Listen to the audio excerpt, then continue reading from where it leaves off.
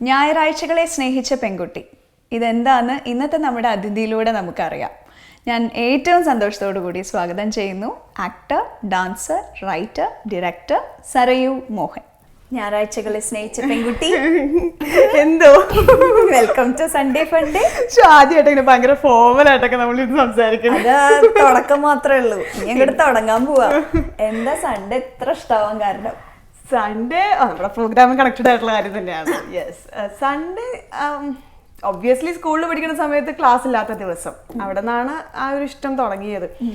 പിന്നെ അങ്ങനെ അതൊന്ന് തിരിഞ്ഞ് ആലോചിച്ചപ്പോൾ എല്ലാവർക്കും പൊതുവേ നമ്മുടെ ഒരു പെർട്ടിക്കുലർ ലൈഫ് സ്റ്റൈൽ ഫോളോ ചെയ്ത് പോകുന്ന എല്ലാവർക്കും സൺഡേ ഒരു ഇഷ്ടം ഉണ്ടാവും. സ്കൂളിൽ പഠിക്കുമ്പോൾ ക്ലാസ്സിലാത്ത ദിവസം, കുറച്ചുകൂടെ വൈകിട്ടുണ്ടെങ്കിൽ ഡാൻസ് ക്ലാസ്സിൽ പോകാൻ പറ്റുന്ന ദിവസം, കുറച്ചുകൂടെ കഴിഞ്ഞിട്ടുണ്ടെങ്കിൽ +2 സ്പെഷ്യൽ ക്ലാസ് ഉണ്ടെന്ന് പറഞ്ഞു പോകാൻ പറ്റുന്ന ദിവസം, പിന്നെ എന്തെങ്കിലും യൂത്ത് ഫെസ്റ്റിവൽ പ്രാക്ടീസുകൾ ഉണ്ടെന്ന് പറയാവുന്ന ദിവസം, കോളേജിലെത്തുമ്പോൾ പ്രണയമുണ്ടെങ്കിൽ കറങ്ങാൻ പോകുന്ന ദിവസം, ജോലിക്ക് എത്തിയിട്ടുണ്ടെങ്കിൽ ഒരു അവധി കിട്ടുന്ന ദിവസം, കല്യാണം കഴിഞ്ഞാൽ ഫാമിലി ഒപ്പം ഉണ്ടാകുന്ന ദിവസം, അങ്ങനെ ഒരു പെർട്ടിക്കുലർ ഇതിൽ ഫോളോ ചെയ്ത് ഇങ്ങനെ സ്ട്രെയിറ്റ് ആയിട്ട് പോകുന്ന എല്ലാവർക്കും സൺഡേ പ്രിയപ്പെട്ടതായിരിക്കും.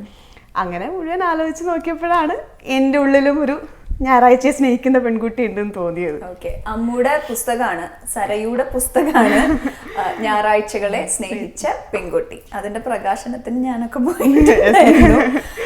അതിൽ കുറെ നല്ല നല്ല കവിതകളുണ്ട്, നല്ല നല്ല കഥകളുണ്ട്, എല്ലാം ഉണ്ട്. അമ്മൂടെ എപ്പോഴും ഞാൻ ശ്രദ്ധിച്ചിട്ടുള്ള കാര്യം എന്താണെന്ന് വെച്ചാൽ എഴുത്ത് ഭയങ്കര രസമാണ്. നല്ല ഇങ്ങനെ ഫ്ലോ ആയിട്ട് ഇങ്ങനെ വാക്കുകൾ അനർഘ നിർഗളം. എങ്ങനെയാണ് എഴുത്ത് തുടങ്ങിയത്? ലവ് ലെറ്റർ എഴുതിയിട്ടാണോ? അതിന് മുമ്പേ തുടങ്ങി. ആദ്യമായിട്ട് എഴുതുന്നത് 4th സ്റ്റാൻഡേർഡിൽ പഠിക്കുമ്പോഴാണ്. അത് ഒരു 8 വരിയൊക്കെയുള്ളൊരു കവിതയാണ്. ഫസ്റ്റ് കുറച്ചൊക്കെ ഓർമ്മയുണ്ട്. താഴം പൂക്കളും തളിരിടകളും താരാട്ടുപാടും ഈ രാത്രിയിൽ എന്നൊക്കെ പറയുന്നത് ഇപ്പൊക്കെ ആലോചിച്ചാൽ ഭയങ്കര തോൽവിയ കവിതയായിരുന്നു. അത്രയൊക്കെ ഓർമ്മയുള്ളൂ. അങ്ങനെയുള്ള ഒരു കവിതയാണ് ഫസ്റ്റ് എഴുതുന്നത്. പിന്നെ 5th പഠിക്കുമ്പോൾ ഞാൻ ആക്ച്വലി അതുവരെ ഒരു കോൺവെന്റ് സ്കൂളിലാണ് പഠിച്ചിരുന്നത്, 4th വരെ.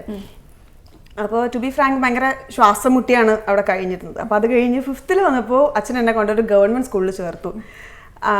പിന്നെ ഭയങ്കര സ്വാതന്ത്ര്യമായിരുന്നു. പിന്നെ വേറൊരാളായി ഞാൻ. അപ്പോൾ 5th മുതലാണ് പിന്നെ ഈ യൂത്ത് ഫെസ്റ്റിവൽ അല്ലെങ്കിൽ അങ്ങനത്തെ പരിപാടികളിലൊക്കെ പങ്കെടുത്ത് തുടങ്ങിയത്. പിന്നെ ഞാൻ ഈ DPPയുടെ ഒക്കെ ഫസ്റ്റ് ബാച്ചാണ്. അപ്പം അത് കാരണം ഒരുപാട് ക്യാമ്പുകൾ, ഒരുപാട് ആക്ടിവിറ്റീസ് ഒക്കെ ഉണ്ടായിരുന്നു. അപ്പോൾ അങ്ങനെ അതിനൊക്കെ പതുക്കെ എഴുതി തുടങ്ങി. പിന്നെ ആ സ്കൂളിലുള്ള ടീച്ചേഴ്സൊക്കെ ഭയങ്കര സപ്പോർട്ടായിരുന്നു. ഹെഡ് മാസ്റ്റർ ഒരു ഇക്കോരൻ മാസ്റ്ററൊക്കെ ഉണ്ടായിരുന്നു. മാസ്റ്ററൊക്കെ ഭയങ്കര സപ്പോർട്ടായിരുന്നു. അച്ഛൻ നന്നായിട്ട് വായിക്കുമായിരുന്നു. അച്ഛൻ്റെ കുറേ നടക്കാതെ പോയ ആഗ്രഹങ്ങളിലേക്ക് ഒരു വേർഷനാണ് ഞാൻ. എന്നിലൂടെയാണ് പലതും അച്ഛൻ നേടിയിട്ടുള്ളത്.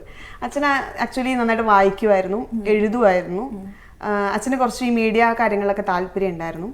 അപ്പോൾ അച്ഛനാണ് ചെറുപ്പത്തിലെ പുസ്തകങ്ങൾ കൊണ്ട് തന്നിരുന്നത്. എല്ലാ കുട്ടികളുടെ മാഗസിൻ ഉൾപ്പെടെ എല്ലാ പുസ്തകങ്ങളും. അച്ഛൻ ഒരുപാട് യാത്ര ചെയ്യുന്ന ആളായിരുന്നു. അപ്പോൾ യാത്ര കഴിഞ്ഞ് വരുമ്പോൾ ഒക്കെ പുസ്തകങ്ങൾ കൊണ്ടുതരുമായിരുന്നു. അപ്പോൾ ആദ്യമൊക്കെ വളരെ കുഞ്ഞിലെ അമ്മ വായിച്ചു കേൾപ്പിക്കും. പിന്നെ റിപ്പീറ്റായി ഓരോ കഥകൾ വായിക്കും. പിന്നെ ഞാനത് അക്ഷരങ്ങൾ പെറുക്കി വായിച്ചു തുടങ്ങി. പിന്നെ പതുക്കെ സ്വയം വായനയിലേക്ക് ഇഷ്ടമായി. അപ്പോൾ അങ്ങനെയാണ് വായനയിലേക്ക് വന്നത്. അവിടെ നിന്നാണ് എഴുത്തിലേക്ക് തിരിഞ്ഞത്. പോയത് ഡാൻസിലേക്ക്. ഇതിന്റെ കാരണം ഒന്ന് പറയോ? ഇപ്പൊ ഈ കാണിച്ച എക്സ്പ്രഷന്റെ കാരണം? ഈ ടീച്ചർ എന്നെ ഡാൻസ് പഠിക്കാനായിട്ട് വിളിക്കാൻ തുടങ്ങിയിട്ട് വർഷങ്ങളായി. ഞാൻ മുങ്ങി നടക്കുകയാണ്. ഇന്നാണ് നേരെ പെട്ടത്.